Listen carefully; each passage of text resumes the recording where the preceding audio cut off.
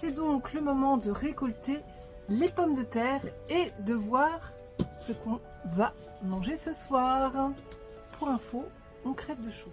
Ça sera aussi accessoirement le moment de faire de la place pour pouvoir planter tous mes petits plants qui attendent patiemment de pouvoir rejoindre la serre. Ou plutôt devrais-je dire la canicule. Regardez, voilà mes premières patates nouvelles. Voilà. Elle est pas belle la vie? Voilà, alors une fois que j'ai tout arraché à la main, l'endroit où ça m'intéressait, on va commencer à creuser dans la terre et c'est là que la chasse au trésor commence.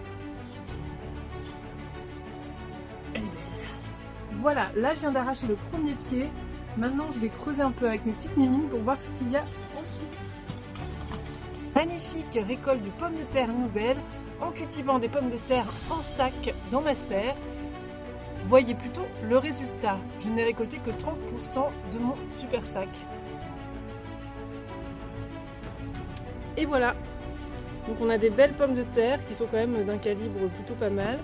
Ça c'est les premières quand j'ai tiré sur les plants de pommes de terre. Donc au début je me suis dit ça va pas nous nourrir beaucoup tout ça. Et puis après en creusant dans la terre, et ben voilà on se retrouve avec des super pommes de terre à la peau fine.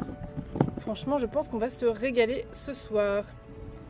Et le meilleur, c'est qu'il en reste encore plein dans le sac et qu'on va pouvoir en manger pendant au moins 3 semaines. Donc bien sûr, je valide la culture de patates en sac.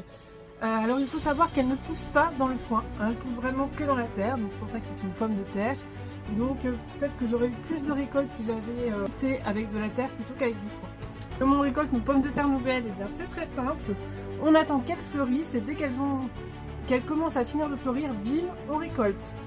Bien sûr, vous récoltez au fur et à mesure de vos besoins, ça se conserve très bien en terre. Si vous attendez trop longtemps, vous aurez des vraies pommes de terre de conservation.